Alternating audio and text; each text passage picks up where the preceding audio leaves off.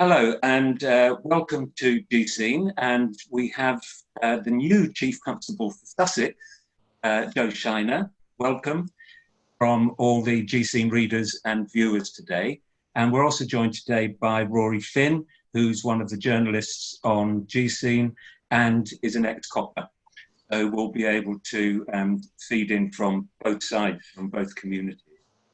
So congratulations on your new role. I know that you were the deputy Deputy Chief Constable, Chief Constable before with Giles, and you took over during very strange times. So there's probably a steep learning curve as these situations are for all of us.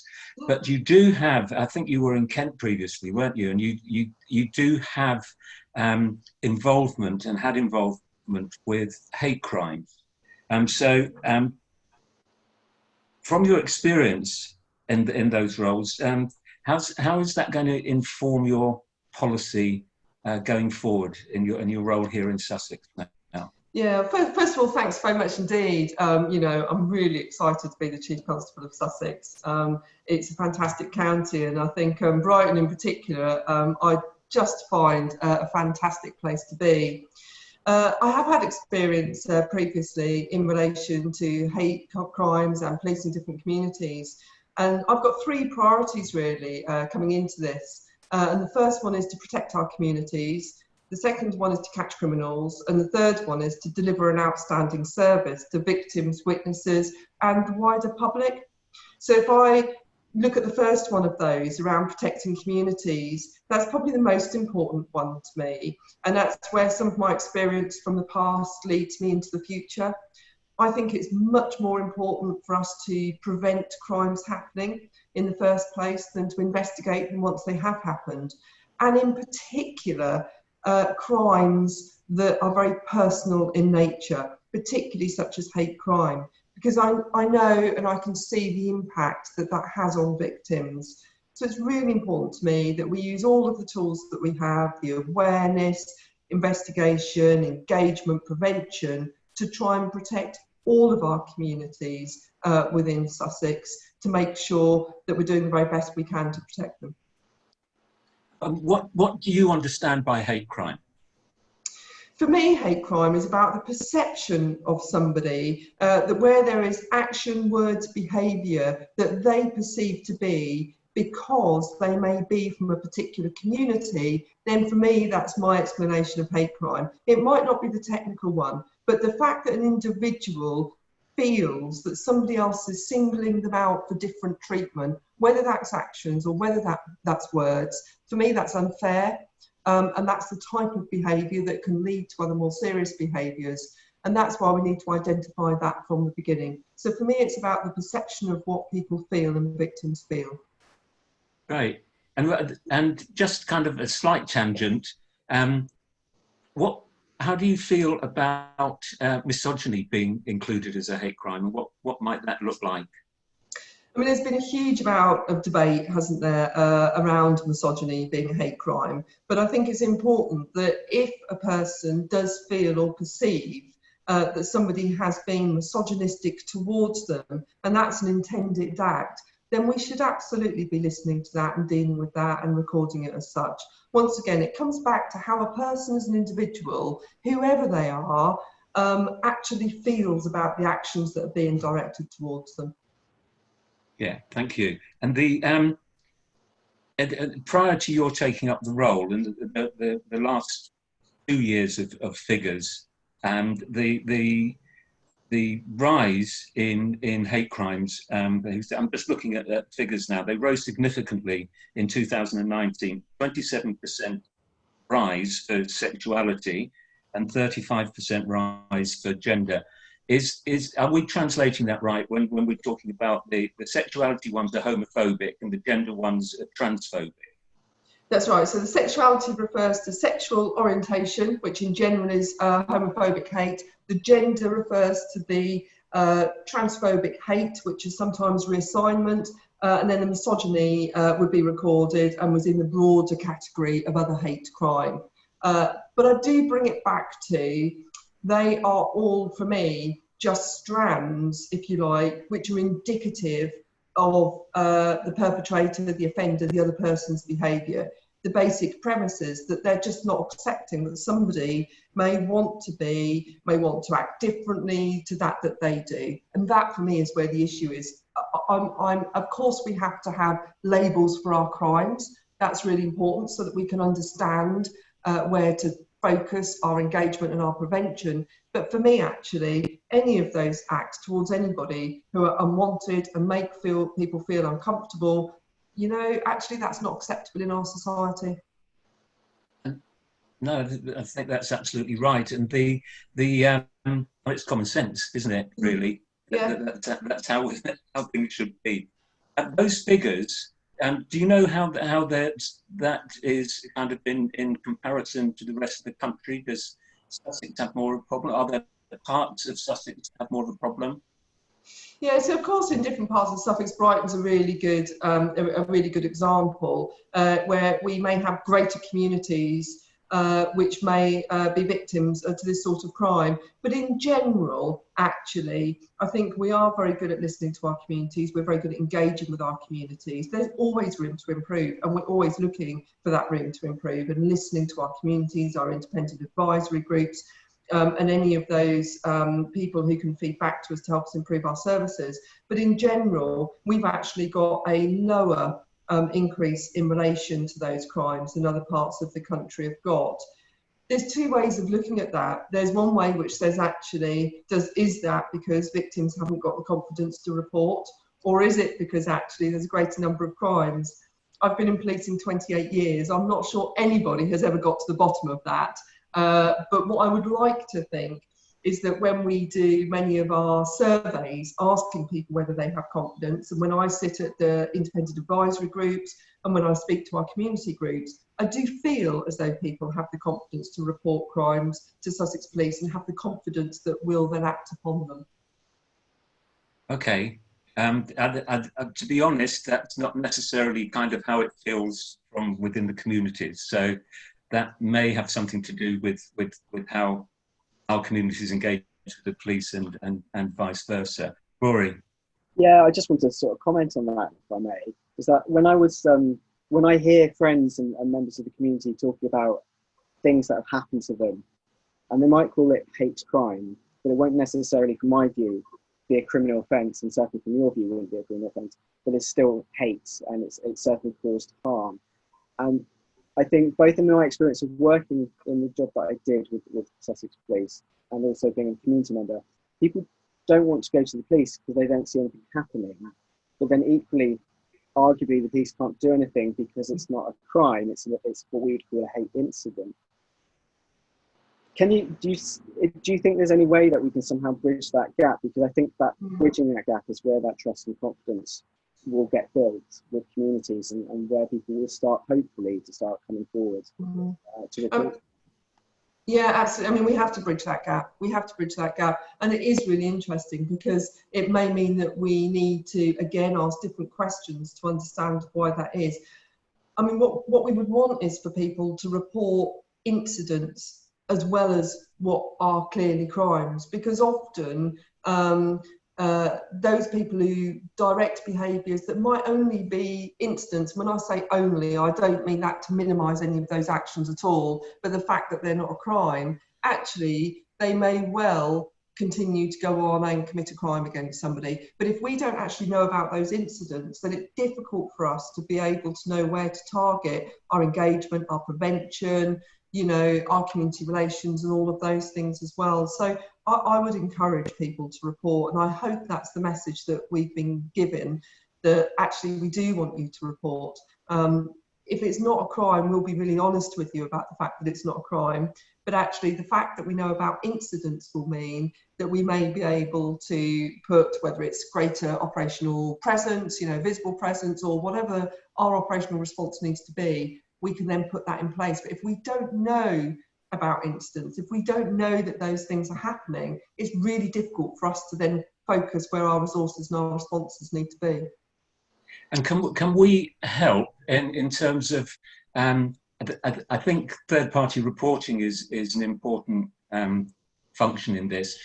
And maybe third-party reporting could include doing a bit of triaging about, if people have experienced an incident and they're coming to a trusted third-party reporter who, somewhere, a third-party place to report it. Maybe that's within our own communities where we can say, the police really need to know about this. And there are services within our community who can help support you and so on, rather than it being, right, you've got to go to the police to report this. And that's something that within our communities that we can work on and perhaps improve the trust. There's a buffer in between. Yeah, definitely. I mean, as you know, we get a number of third-party reports now, but certainly anything which encourages reporting, really, we're very happy to continue to develop, build, and work on. And any fresh ideas that anybody has about that, then please do feed them in, because anything which enables a person to report something which they've perceived to be any kind of hate crime or incident is important for us. Great, thank you. On the same subject, but on a slightly different part of it, is around the trans community are reporting hideous amounts of online abuse and trolling. What support is there them? So we have victim support, and a number of other charities I know also offer support online. I mean, online abuse is really difficult. I think everybody is finding that very difficult, and I think it's probably getting.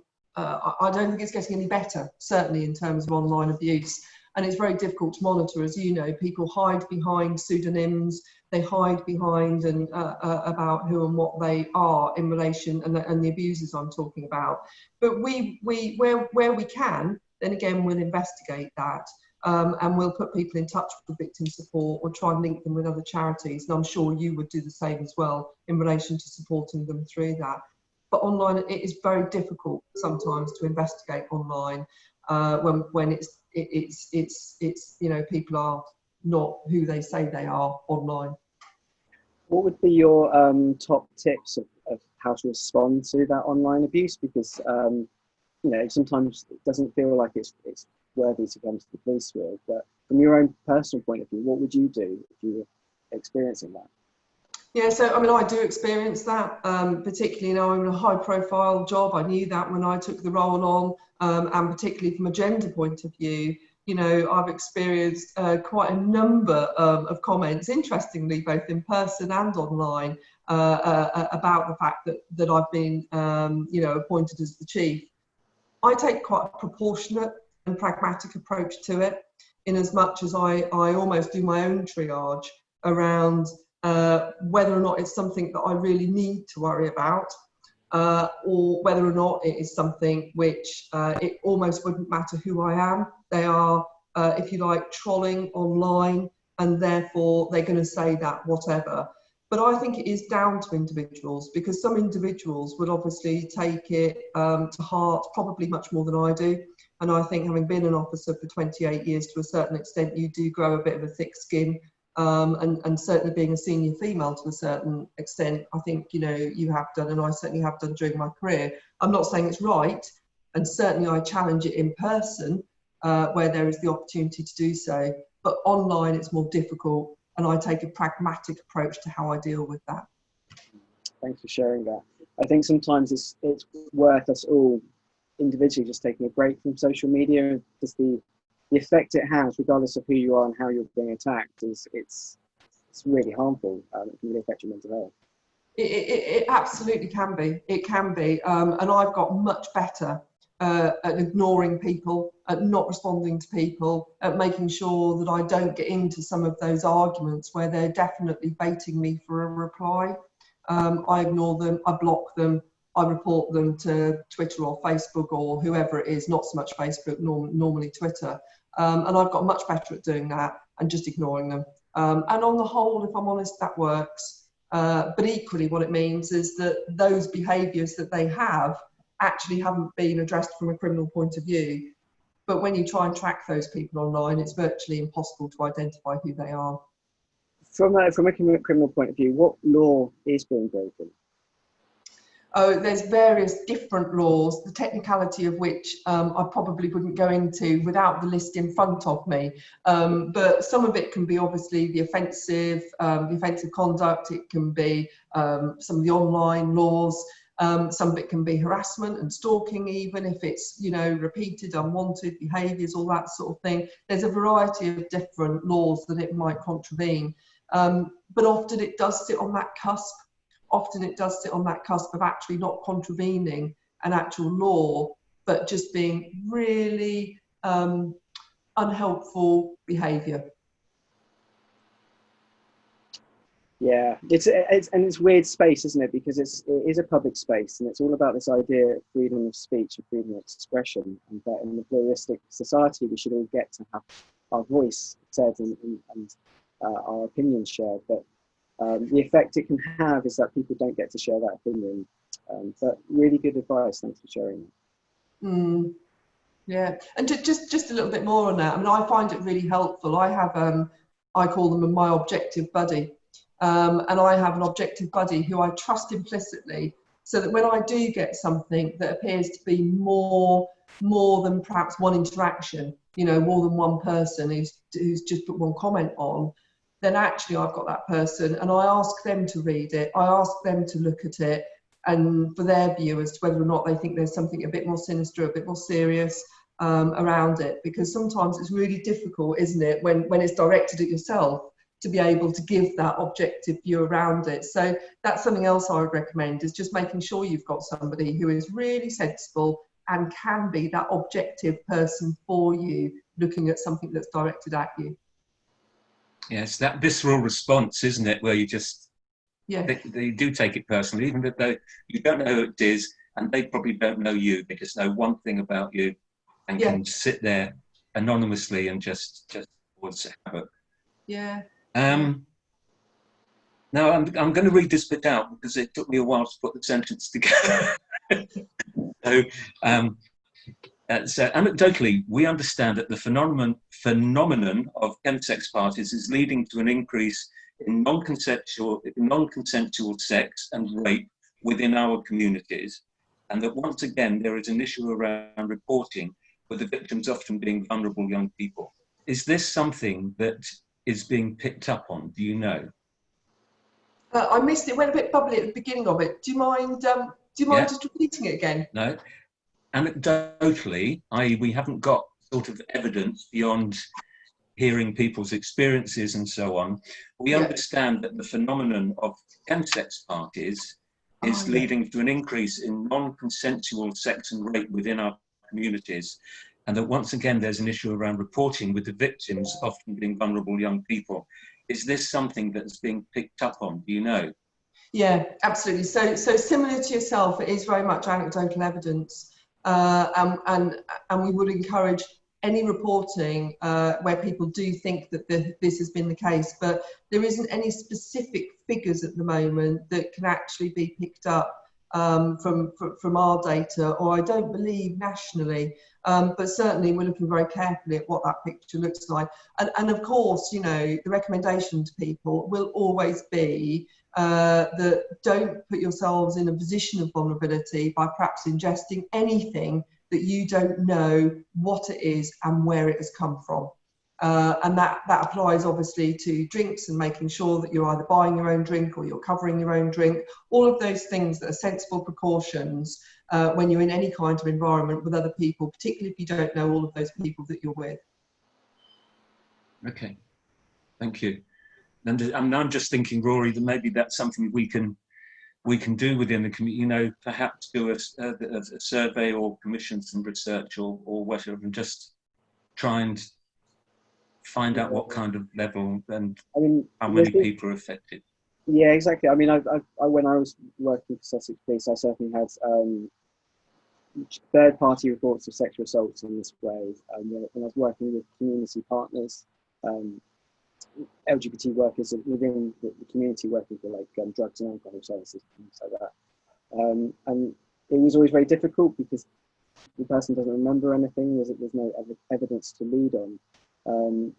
So it kind of brings me back to this sort of harm minimization approach as well, as you say, kind of be aware of what you're taking, and kind of, I guess, trying to stay out of high risk areas in so far as if you go to a party, go with a friend who look out for you, try and know where your limits are if possible. But it's really difficult, and I think it has to be a combined approach of community and policing when things go wrong. That's from the community side to begin with. Yeah, and I think honestly that goes for anything, you know, whether it is drugs, whether it's alcohol. Really, as much as you possibly can, know your limits. Brilliant advice from yourself. Absolutely, have a buddy or a friend with you, you know, and particularly if you've got a designated driver when you go out anywhere, then actually be really clear with them that, you know, you need to be looking after us as well. So anything that you can do to safeguard yourself whilst going out is a good thing. Yeah. Right, I think it's over to me now for some questions. What is Sussex Police doing to build stronger relationships with the LGBT communities? So we've been engaging, hopefully listening, communicating with the LGBTQ communities for some time now, and obviously also trying to attract a diverse workforce. So we're out for recruitment at the moment. We have had increases in terms of the number of LGBT officers and police staff that have joined us, and I really welcome that, because I think that it's very much our role to reflect the communities that we serve, and it's really important that we do that, because that means we can really properly understand some of those issues that sometimes it's difficult, however much you want to, if you haven't been in that position to do. So we also have a number of different advisory groups in place. We also have the strategic independent advisory group and LGBT liaison officers. We have a public advisory group through LGBT which meets regularly. And we also have been able to demonstrate, hopefully, our commitment towards communities, obviously by marching in Pride, not this year, sadly. It was online, although it was a very, very good online alternative, I thought, but also making sure that we're supporting some of those events locally where they're held. But if anybody has any ideas where we can actually further cement those relationships and develop where they may perceive gaps, then please do come back to us. And of course, we're also, our commitment to the Stonewall accreditation, I think, is really important. And we were the public sector Southeast winners this year, and I was incredibly proud of that achievement. And I know much of that actually came from the feedback from communities. So I think as a police service in Sussex, we're doing as much, if not more than many, and we're sharing much of that good practice as well nationally. But anything else we can do, then absolutely please come back to us. Something I hear from the trans community in particular is that they, those that, you know, there's many in the trans community that have a really bad relationship with police, but those that do, they often talk about wanting to see themselves reflected in policing, so they want to see trans police officers. Do you think there's any work that needs to be done in terms of recruitment specifically for trans and non-binary officers and staff? And do you think there's any barriers in the way that policing is to that sort of recruitment? I'm thinking particularly like PACE obviously has certain issues with searching and things like that in terms of your gender. There's issues possibly to do with uniforms. You know, policing is quite small c conservative in many ways. Has Sussex changed over the years to kind of be more accommodating of trans officers? I would like to think so. Obviously the feedback has to come from others. We police by consent, as you know, and it is for me all about the trust and the confidence. I think that the fact that we have had an increase in terms of communities joining us within the police force, I think is a really good sign. We have staff networks that are very vibrant. We have a diversity board, which I currently chair, which again is really challenging. And that's a good thing. We have some very, very difficult debates, actually, at that meeting around challenging each other to make sure that we're making progress and not just sort of stuck in our ways of the past. We also have LGBT champions and working groups as well, and we have a chief superintendent who is an LGBT champion. We've also got some internal inclusion and awareness campaigns, and we try to encourage as much as we can people to be as open as they feel comfortable to be, but certainly declaring it on their personal information so that we can understand how inclusive the organisation actually is. Because it is difficult sometimes that it's absolutely right that people only share the data, the information about themselves that they feel comfortable to share.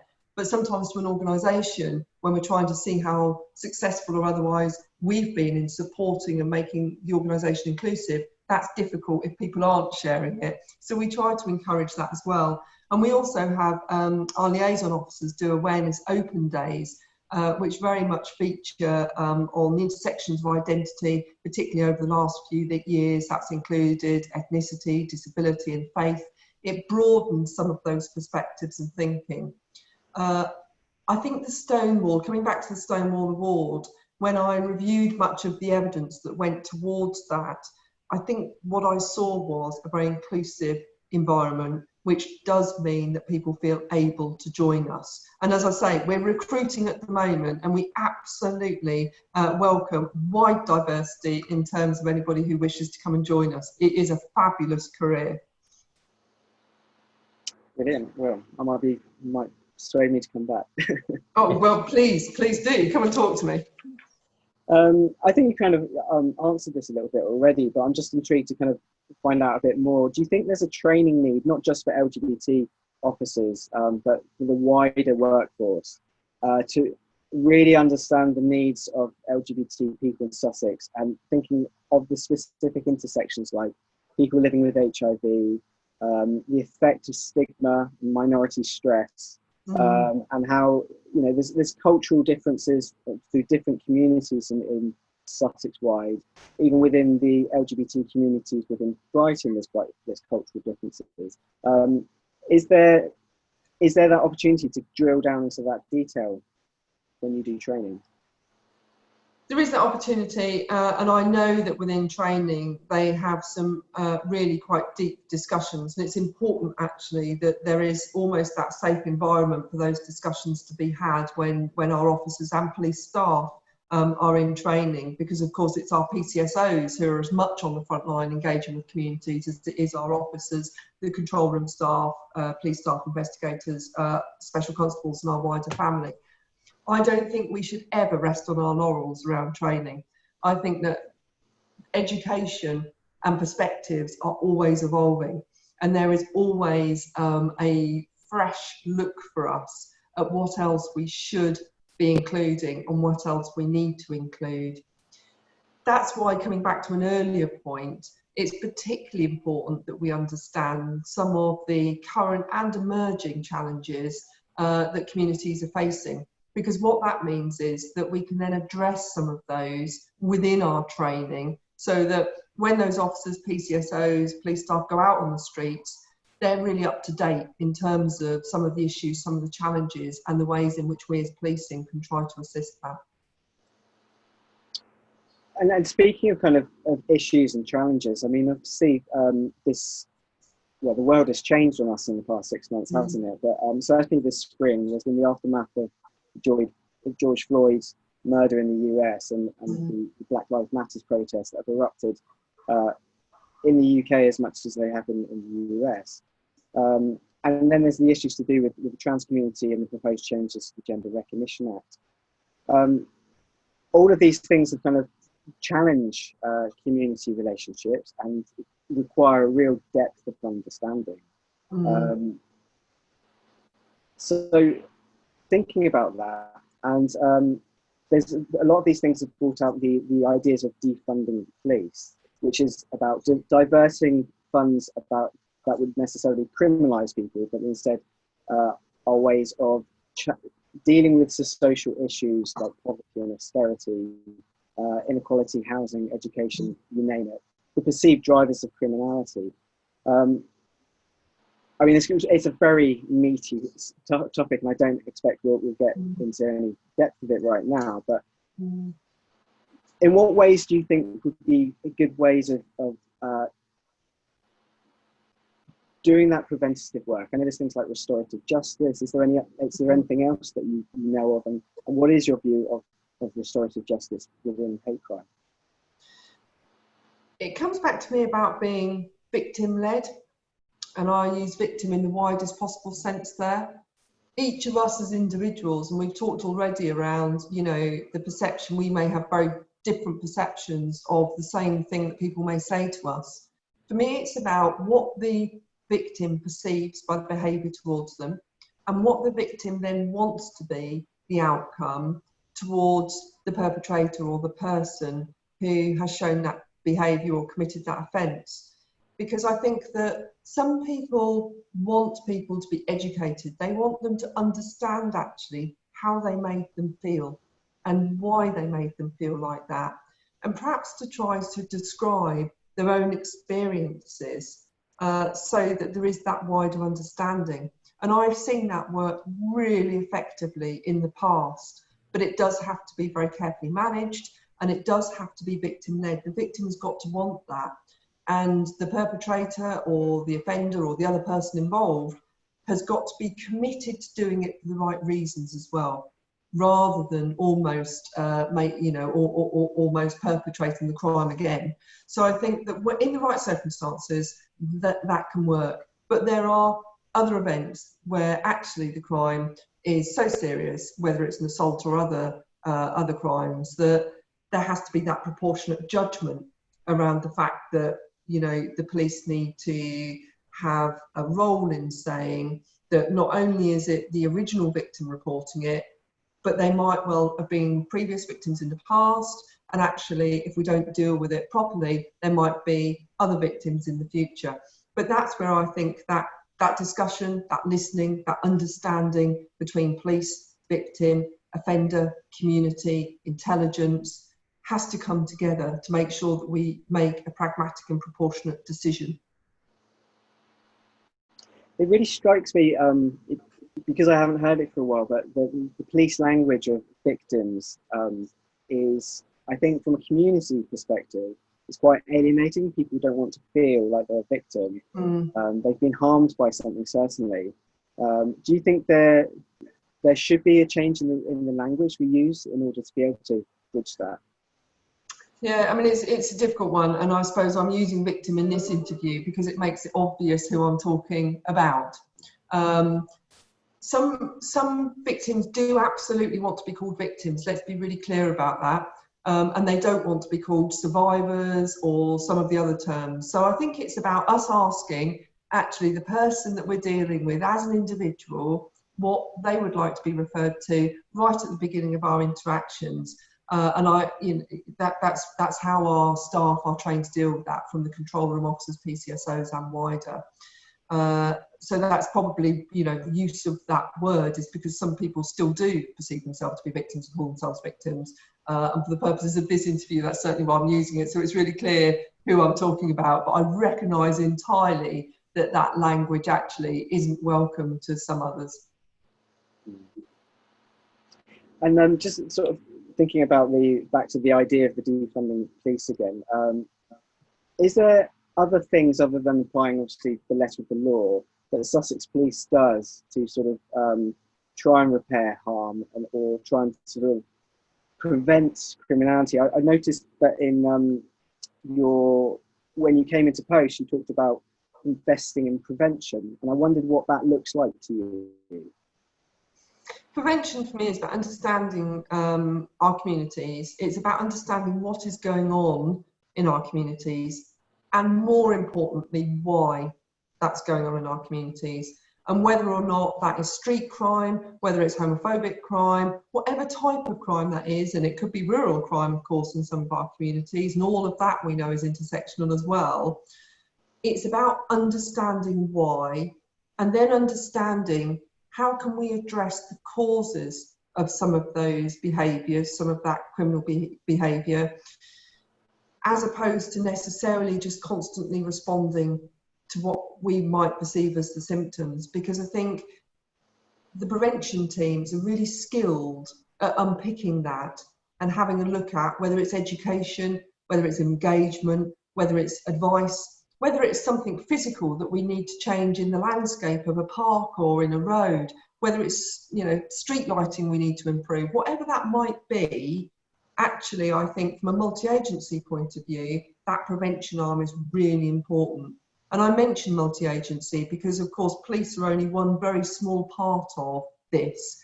It's really important that we work with our other partners, with the charity sector and others, so that we can do that end-to-end support for anybody who needs it. And the government, of course, with funding. Of course. Of course. That's an interesting point, Chris, that you talk about the government. I mean, policing is within the confines of the law, and you don't get to change the law or set the law. Is there any sort of capacity, particularly as your role as a chief constable, that you can kind of feed upwards and say, hang on a minute, there's a problem with this law, we need to change it, or the community's not being served by it properly? Is that within your gift at all? Absolutely, it's part of our role to influence policy, to influence regulations, to work with our other stakeholders, whether or not that's within the county, whether or not it's nationally, sometimes it's internationally, to have a look at why something might not be working and then influence some of the changes towards it. And of course, we see a number of laws and regulations and changes where that is done and made. And of course, we work really closely as well with the MPs in the county, so that where we can, and we need that political influence to be brought to bear elsewhere, then they work very closely with us to do that. And of course, represent constituents within Sussex. It's very much part of our role to do that. And through our National Police Chiefs Council as well. So different chief officers across the country have a strategic lead for different strands. So I lead nationally for children and young people and for police fitness, quite diverse, but you know, therefore I'll lead on some of the policy, some of the strategy development, which will then go nationally across the country. That's really interesting, thank you. Okay, so just thinking about something very specific to do with policy now. Our doubly marginalised queer, trans and intersex people of colour and LGBT, Black, Asian, minority ethnic communities in Sussex are particularly concerned about stop and search figures. In 2018, the disproportionality ratio was 15 times as many black people searched than white. And in 18-19, this has dropped to 11 times as many. These figures are high compared to the rest of the country. With these searches resulting in an arrest rate of around 15%, some would jump to the conclusion that reasonable grounds often means being black. I just wondered, what are your thoughts around the continuing use of stop and search within Sussex? The stop and search is a valuable tool for policing to use. It's really important that we do address criminal behaviours that happen. And on a number of occasions within stop and search, actually we do take off weapons, knives, substances and other items that if we did not have the power to stop and search, we simply wouldn't take off the streets. And if we didn't take those things off the streets, then there would undoubtedly be more serious violence, more stabbings and potentially more death. So let's not underestimate that actually stop and search, used responsibly and used proportionately, is a strong tool for policing. But I come back to those words. So it comes back to the legitimacy of policing. It comes back to the trust and confidence that the public must have that we're using all of our powers and all of the tools that are given to us through legislation fairly, proportionately, and with that legitimacy. So making sure that we're applying them legally. And we do a significant amount of training and scrutiny in relation to that. I think that in policing, we are what has been referred to as a reachable, teachable moment. I think we're at a moment where we should be reflecting and where we shouldn't necessarily be complacent, that all of those checks and measures of the past have always resulted in the right outcomes. So in Sussex, we're doing quite an extensive piece of work at the moment to look at and ask slightly different questions around some of those processes, around some of those figures, some of those outcomes that will allow us to look even more behind the whys and wherefores of whether or not they have always been used on every occasion proportionately and effectively. What I would say though is that we do already have a number of scrutiny panels which are independent, that do bring in members of the public from diverse communities to actually give us often quite direct feedback when we take particular cases and we dissect them and look at how we've approached them, how we've used those powers, how we've treated victims, how we've treated offenders, etc. So we do already welcome that. We have that for Taser, we have it for Stop Search, and of course we also have body-worn video camera footage, which is incredibly powerful for us to be able to understand the style and the content of those interactions that our frontline resources are having. What's also important is that my frontline colleagues feel supported by me to legitimately and proportionately use the powers that are given to them, because it's only by doing that that we will keep the vast majority of our community safe. So there is a real balance there for me, but we will and are continually checking that we're using those powers responsibly, and we will change our systems, our processes, our measures where we need to upon the outcome of that work, which is ongoing. Great. Okay, so we can report all that information back as well, because they're real concerns and perceptions from within our communities. So it's always useful to be able to talk truth to power, which is what we're doing, and understand how those things happen and where they're coming from and whether they're understood and how they're perceived from that side as well. Yeah, and in addition, if anybody who watches this interview wants to assist us by joining one of our panels or by listening, or we can show people how we actually do some of that scrutiny, then that would be great if they could get in contact, with us, because we always welcome additional, members in terms of some of those panels, and sometimes just in terms of individual cases. Actually, that's one thing that's kind of sparked to me. How are members of those they're called reference groups, aren't they? Or how are they recruited? Yeah, well, there's various different groups, and some of them are recruited just by advertising. I think the Independent Advisory Group, obviously, they recruit locally, and then we have a strategic group that's chaired again independently, which I go to, and I'm held to account by that group. So they're all recruited to slightly differently. Pretty sure the links are on our website, but if they're not, then by all means, just put them through me, and we'll happily welcome anybody into that level of scrutiny. We also invite organisations in to come and have an independent look at what we are doing, and we recently did that in relation to a number of hate crimes. So we took, I think it was about a dozen hate crimes, and they looked at the end-to-end process of how we dealt with them. The divisional commander was there present, and we really unpicked them. And there were some things that we could have done better there. There are also some things which actually we've done really well. And then, of course, we need to make sure that we're addressing the things that we could have done better, and make sure that right across the county, everybody's doing those things that were done really well, so that we don't have any kind of postcode policing at all. So a real transparency from me about, looking at what we're doing, and if we can improve it, then we will. Thank you. Thank you for being so straightforward and transparent with us today. Was there anything else, Rory? Oh, I was just reflecting on what you were talking about with all of that, and I think it's really key, coming back to this policing by consent. As the backbone of British policing, and the only way that can really happen is by people joining, whether it's joining, as you say, the reference groups or scrutiny, or putting on a uniform themselves and being part of the force.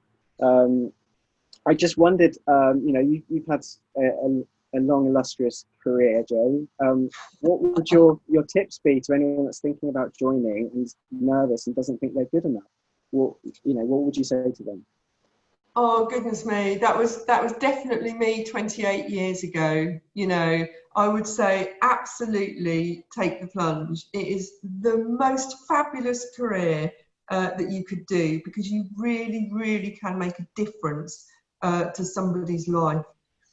We mainly interact in policing with people when they have been through quite a traumatic experience. You know, probably 70 or 80% of the contacts that come into our command centre is because something has happened to them that they haven't wanted. And therefore, that's our opportunity in the way that we respond to try and make what might have been a tragic event much better. And certainly during my service, and I've done all sorts of things, that's been my opportunity to try and make somebody's life just a little bit better despite what's happened to them. There are so many sub-careers you can do in policing as well, whether it's the operational side of things, road policing, whether it's the community side of things, whether it's being a dog handler, whether it's response, whether it's community officers. You know, there are just so many different things you can do in policing as well. And in particular, the whole detective investigation side of it is fascinating. So if in doubt, apply. I honestly, if I had my time again, I wouldn't do anything different at all. And I never intended to be a Chief Constable. I've just been fortunate enough, you know, that the opportunities have come along. So the world really is your oyster if you join policing. Thank you. Very passionate. So thank you, Joe, for all those reasons I've just said, and for your time today, and all the best in your new role. I hope you enjoy it as much as you're as you seem to be anticipating. And thanks again. No, thank you. Really enjoyed it. And you know, that is, we need to do the very best for our communities, don't we? And it's right that we do so. So thank you for this opportunity. Thank you.